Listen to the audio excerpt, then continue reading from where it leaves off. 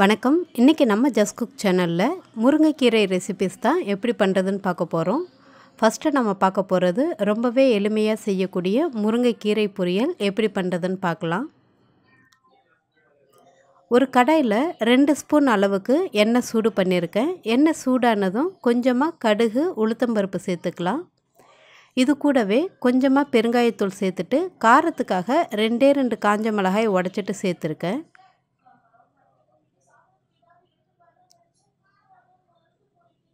இப்போது உளுந்து ஓரளவு பொரிஞ்சதும் ஒரு 5-6 பூண்டு பற்களை நல்லா தட்டிட்டு சேர்த்துக்கோங்க. ஒரு மீடியம் சைஸ் வெங்காயம் நல்லா பொடியாக அரிஞ்சு சேர்த்துட்டு இந்த வெங்காயம் பூண்டு ஓரளவு வதங்கி வர வரைக்கும் வெயிட் பண்ணலாம். இது கூடவே ஒரு கொத்து அளவுக்கு கருவேப்பிலை சேர்த்துக்கலாம்.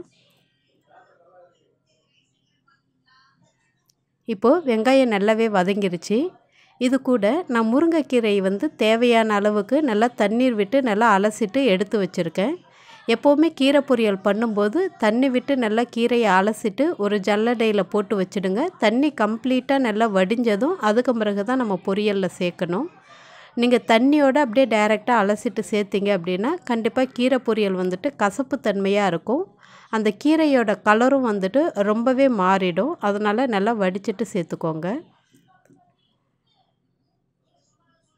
இப்போது கீரை எல்லாமே நல்லா சுருண்டு வந்திருக்கு. இந்த மாதிரி நல்லா வதங்கி வந்த பிறகு தான் இந்த கீரைக்கு தகுந்த மாதிரி நம்ம உப்பு சேர்க்க முடியும். கீரையோட குவான்டிட்டியை பார்த்துட்டு நம்ம ஆரம்பத்தில் நிறைய உப்பு சேர்த்துட்டோம் அப்படின்னா பொரியல் பயங்கரமாக உப்பு கரிக்க ஆரம்பிச்சிடும். அதனால் எப்போவுமே கீரை பொரியல் பண்ணும்போது நல்லா வதங்கினதும் அதுக்கு தேவையான அளவுக்கு கொஞ்சமாக நம்ம உப்பு சேர்த்து நல்லா கிளறி விட்டுடலாம்.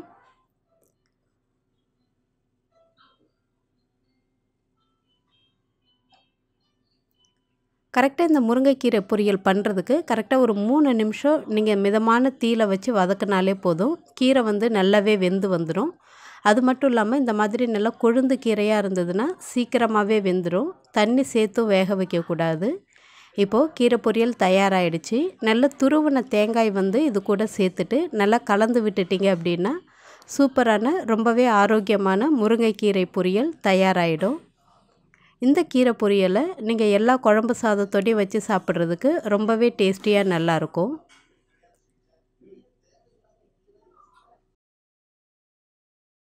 அடுத்ததாக பார்க்க போகிறது ரொம்பவே மணமான முருங்கைக்கீரை சிறுபருப்பு குழம்பு எப்படி பண்ணுறதுன்னு பார்க்கலாம்.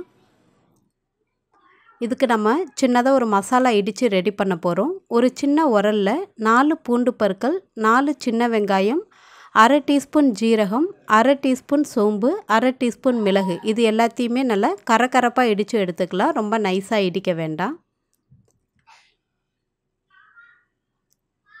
ஒரு பருப்பு சட்டியில் ஒரு 3 டேபிள் ஸ்பூன் அளவுக்கு சிறுபருப்பு நல்லா ஊற வச்சு எடுத்துருக்கேன். அதையும் இந்த பருப்பு சட்டி கூடயே சேர்த்துடலாம். நல்லா ஊற வச்சு சேர்த்திங்கன்னா சீக்கிரமாகவே நல்லா வெந்து வந்துடும். இதுக்கு தேவையான அளவு ஒரு 2 டம்ளர் அளவுக்கு அரிசி வாஷ் பண்ண தண்ணி எடுத்துருக்கேன். நீங்கள் நார்மல் தண்ணி கூட சேர்த்துக்கலாம். காரத்துக்காக ஒரே ஒரு பச்சை மிளகாய், கொஞ்சமாக மஞ்சள் தூள், கொஞ்சமாக பெருங்காயத்தூள் சேர்த்துட்டு கரெக்டாக ஒரு 5 நிமிஷம் வேக வச்சிங்க அப்படின்னா அந்த பருப்பு எல்லாமே நல்லா மலர்ந்து வந்துடும்.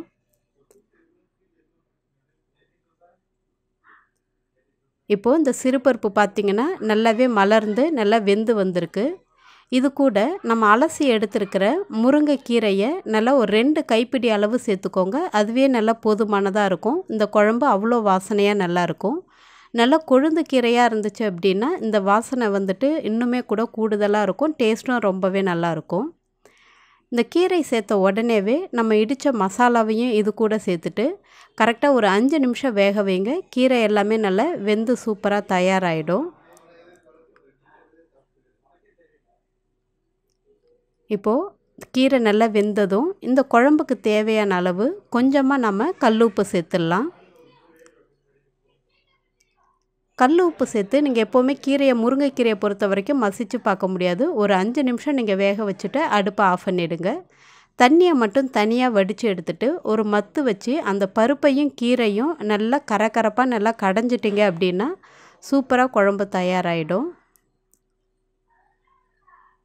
இந்த மாதிரி கடைஞ்ச கீரையை நீங்கள் வெறுமனே டைரெக்டாக சின்னதாக ஒரு தாளிப்பு மட்டும் பண்ணிவிட்டு டைரெக்டாக சாதத்தில் போட்டு சாப்பிட்டாலோ இல்லை கூட்டு மாதிரி நீங்கள் சைட் டிஷ்ஷாக வச்சு சாப்பிட்டாலோ அவ்வளோ வாசனையாக நல்லா டேஸ்ட்டாக நல்லாயிருக்கும். இப்போது இந்த கீரையை கடைஞ்சதும் நம்ம வடித்து எடுத்துருக்கிற தண்ணியவும் இது கூட சேர்த்துடலாம்.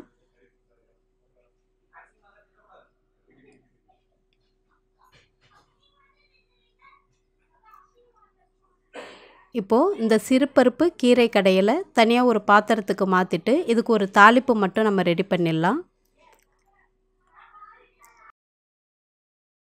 ஒரு சின்ன கரண்டியில் 2 ஸ்பூன் அளவுக்கு எண்ணெய் சூடு பண்ணிடலாம். எண்ணெய் சூடானதும் நான் கொஞ்சமாக தாளிப்பு வடகம் சேர்த்து தாளித்து சேர்க்க போகிறேன். ரொம்பவே வாசனையாக நல்லாயிருக்கும். தாளிப்பு வடகம் இல்லை அப்படின்னா கொஞ்சமாக கடுகு, ஜீரகம், காஞ்ச மிளகாய், தேவைப்பட்ட பூண்டு இடிச்சிட்டு சேர்த்துக்கோங்க. 2-3 பூண்டு பற்கள்.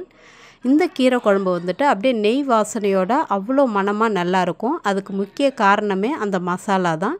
மறக்காமல் அந்த மசாலாவை மிக்சியில் போடாமல் இடிச்சிட்டு சேர்த்துக்கோங்க. இப்போ நம்ம அடுத்ததாக பார்க்க போகிறது முருங்கைக்கீரை சூப். அதோடைய சத்துக்கள் வந்துட்டு முழுமையாக நமக்கு கிடைக்கிற மாதிரி ஒரு சூப் எப்படி பண்ணுறதுன்னு பார்க்கலாம்.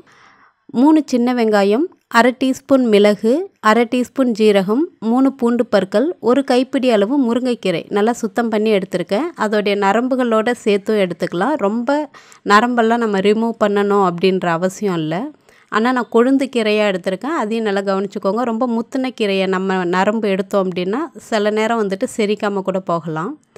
இப்போ நம்ம எடுத்து வச்சுருக்கிற மிளகு, ஜீரகம், அந்த வெங்காயம், பூண்டு பற்கள் இதை எல்லாத்தையும் இந்த மாதிரி ஒரு உரலில் போட்டு கரகரப்பாக இடித்து தனியாக ஒரு பிளேட்டுக்கு மாற்றிக்கலாம். நம்ம மிக்சியில் போட்டு அரைக்க வேண்டாம். இந்த மாதிரி இடித்து சேர்க்கும்போது சூப்போட வாசனையே ரொம்பவே நல்லாயிருக்கும்.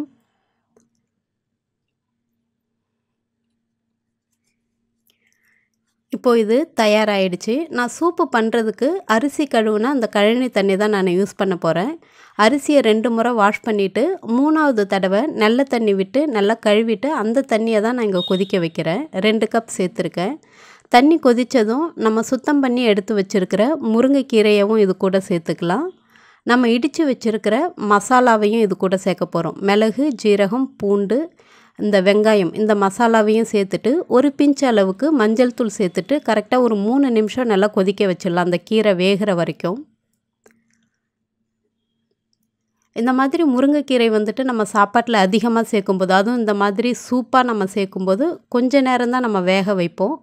அது மட்டும் இல்லாமல் நிறைய அதில் காரம்லாம் எதுவும் மிளகாத்தூள், இந்த மாதிரிலாம் எதுவும் சேர்க்காமல் சாப்பிட்றதுனால உடம்புக்கு ரொம்பவே நல்லது. ப்ரெஷர் இருக்கிறவங்களும் சரி, ப்ளட் சுகரை கண்ட்ரோல் பண்ணணும்னு நினைக்கிறவங்களும் சரி, ஹேர் க்ரோத்தை நல்லா வேணும் அப்படின்னு நினைக்கிறவங்களும் சரி, இந்த மாதிரி முருங்கைக்கீரையை வந்துட்டு சூப்பாக எடுத்துக்கலாம். ஆர்த்ரைட்டிஸ் ப்ராப்ளம்ஸ் உள்ளவங்க இந்த மாதிரி முருங்கைக்கீரையை வந்துட்டு நிறையவே எடுத்துக்கலாம். இதில் வந்துட்டு ஆன்டி இன்ஃப்ளமேட்டரி ப்ராப்பர்ட்டிஸ் இருக்கிறதுனால ஆர்த்ரைட்டிஸ் உள்ளவங்களுக்கு அந்த ஜாயிண்ட் பெயின்ஸ்லாம் இருக்கும். அவங்க கண்டிப்பாக இந்த மாதிரி முருங்கைக்கீரை சூப்பை எடுத்துக்கலாம். இப்போது நான் சூப்பில் கொஞ்சமாக உப்பு சேர்த்து கொதிக்க வச்சுட்டு நான் வடிகட்டுறேன். கீரை வெந்ததும் உப்பு சேர்த்துக்கோங்க. அதுக்கு பிறகு 1 நிமிஷம் கொதிக்க வச்சுட்டு நான் இங்கே வடிகட்டி வச்சுருக்கேன். இப்போ மீதி இருக்கிற கீரையை ஒரு மிக்ஸி ஜாருக்கு போட்டுட்டு ஒரு ஓட்டு ஓட்டி எடுத்துகிட்டு வந்துடுறேன்.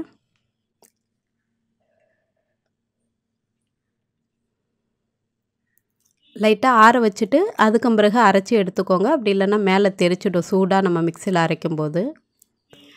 இப்போ நம்ம ஏற்கனவே வடிகட்டி வச்சுருக்கிற அந்த முருங்கைக்கீரை சூப்பு கூட நான் அரைச்ச விழுதையும் சேர்த்துக்கிறேன். குழந்தைங்களுக்கு கொடுக்கும்போதோ இல்லை பெரியவங்களுக்கு கொடுக்கும்போதோ இந்த அரைச்ச கீரையை அப்படியே சேர்க்காம ஒரு வடிகட்டியில் வச்சு நல்லா வடிச்சிட்டு அந்த ஜூஸை மட்டும் சேர்த்துக்கோங்க. சம்டைம்ஸ் செரிக்கலை அப்படின்னா கூட அந்த மாதிரி நீங்கள் வடிச்சிட்டு சேர்த்துக்கிட்டிங்க, அந்த சாறை மட்டும் சேர்த்துக்கிட்டிங்கன்னா ரொம்பவே டேஸ்டியாக நல்லாயிருக்கும். இப்போ நான் முழுமையாக அந்த கீரையோடு சேர்த்துருக்கேன். பார்க்கவே நல்லா கலர்ஃபுல்லாக அழகாக இருக்குது. டேஸ்ட்டுமே கூட ரொம்பவே நல்லா இருந்தது. இது மேலே கொஞ்சமாக நான் மிளகுத்தூள் சேர்த்துருக்கேன். நம்ம வீட்டிலே ரெடி பண்ணியிருக்கிற மிளகுத்தூள் சேர்த்துக்கோங்க. அப்போ தான் நல்லா வாசனையாக டேஸ்ட்டாக இருக்கும்.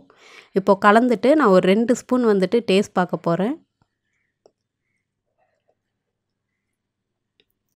ரொம்ப அனிமிக்காக இருக்கிறவங்களும் சரி, ஹெச்பி கவுண்ட் வந்துட்டு நம்ம இன்க்ரீஸ் பண்ணணும் அப்படின்னு நினைக்கிறவங்களும் சரி, வாரத்தில் 2 முறை அப்படி இல்லைன்னா 3 முறை வந்துட்டு இந்த மாதிரி முருங்கைக்கீரை சூப்பை கையளவு எடுத்து போட்டு தாராளமாக பண்ணி சாப்பிட்லாம். உடம்புக்கு ரொம்பவுமே நல்லது.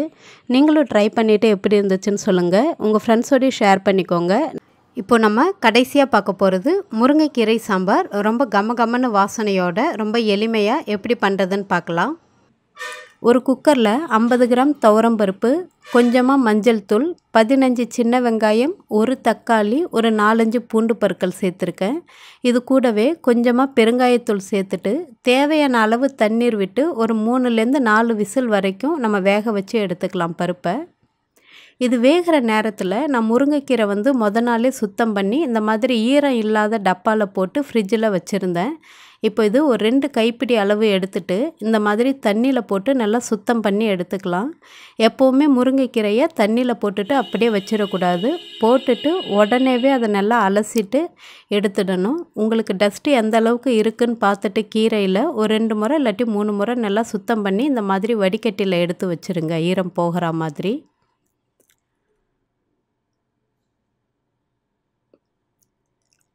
இப்போது பருப்பு எப்படி வெந்திருக்குன்னு பார்க்கலாம். இப்போ இந்த பருப்பை நான் இந்த மாதிரி ஒரு மத்தால வச்சு நல்லா கடைஞ்சி எடுத்துக்க போகிறேன். மத்து இல்லை அப்படின்னா கரண்டியால் கூட லைட்டாக இந்த மாதிரி நல்லா மசிச்சு விட்டுடுங்க. இது மசித்ததும் இந்த அளவுக்கு தேவையான அளவு நம்ம தண்ணி சேர்த்துக்கலாம். நீங்கள் சாம்பாருக்கு எந்த அளவுக்கு தண்ணி சேர்ப்பீங்களோ அதுக்கு தகுந்த மாதிரி தண்ணி சேர்த்துக்கோங்க. இந்த கீரை சாம்பார் கொஞ்சம் தண்ணியாக இருந்தால் நல்லா வாசனையாகவே நல்லா டேஸ்ட்டாக நல்லாயிருக்கும். இப்போ தண்ணி சேர்த்துட்டு குழம்பு மிளகாய்த்தூள் காரத்துக்காக ஒரு 1½ ஸ்பூன் அளவுக்கு சேர்த்தாலே போதும். ரொம்ப அதிகமாக காரம் சேர்க்க வேண்டாம். கரெக்டாக 1 ஸ்பூன் சேர்த்துட்டு அதுக்கு பிறகு ஒரு 1/2 ஸ்பூன் அளவுக்கு குழம்பு மிளகாய்த்தூள் சேர்த்துட்டு இதோடைய பச்சை வாசனை போகிற வரைக்கும் ஒரு 5 நிமிஷம் நான் கொதிக்க வச்சிடுறேன். இந்த மசாலாவுடைய பச்சை வாசனை போகிற வரைக்கும். பச்சை வாசனை போனதும் ஒரு 2 கைப்பிடி மட்டும் முருங்கை இலை சேர்த்துக்கலாம். நம்ம கீரை ரொம்ப அதிகமாக சேர்க்கக்கூடாது. முருங்கைக்கீரை சாம்பாரை பொறுத்த வரைக்கும் நிறைய சேர்த்துட்டோம் அப்படின்னா ஒரு மாதிரி குழம்பும் நல்லா தடன்னு இருக்கும். அங்கங்கே நிறைய கீரை தெரிகிற மாதிரி இருக்கும். இந்த மாதிரி கம்மியாக சேர்த்துட்டு ஒரு 3லேருந்து 4 நிமிஷம் வரைக்கும் நல்லா வேக வச்சுக்கலாம். நீங்கள் கீரை சேர்த்த பிறகு அதிக நேரம் வேக வச்சிங்க அப்படின்னா குழம்பு நேராக லைட்டாக கசக்கிற மாதிரி தெரியும். இப்போது இந்த குழம்புக்கு தேவையான அளவுக்கு கொஞ்சமாக கல் உப்பு சேர்த்துட்டு நல்லா ஒரு கொதி வந்ததும் எடுத்துகிட்டு இப்போ நம்ம தாளிக்க ஆரம்பிச்சிடலாம். இந்த மாதிரி ஒரு தாளிப்பு கரண்டியில் 2 ஸ்பூன் அளவுக்கு எண்ணெய் சூடு பண்ணிவிட்டு காரத்துக்காக ஒரே ஒரு மிளகாய் நான் உடச்சி சேர்த்துருக்கேன். இது கூடவே நான் தாளிப்பு வடகம் கொஞ்சமாக சேர்த்து நான் தாளித்து அந்த சாம்பார் கூட சேர்க்க போகிறேன். வடகம் இல்லை அப்படின்னா கொஞ்சமாக கடுகு, ஜீரகம், ஒரு 2 பூண்டை தட்டிட்டு சேர்த்துக்கோங்க. ரொம்பவே வாசனையாக நல்லாயிருக்கும். இப்போது ரொம்பவே சூப்பரான நல்லா கமகமன்னு முருங்கைக்கீரை சாம்பார் தயாராகிடுச்சு. இந்த சாம்பாருக்கு எப்போவுமே கீரை கம்மியாக தான் சேர்க்கணும். அதே மாதிரி குறைவான நேரம் தான் வேக வைக்கணும். நீங்களும் ட்ரை பண்ணி பார்த்துட்டு எப்படி இருந்துச்சுன்னு சொல்லுங்கள். நன்றி, வணக்கம்.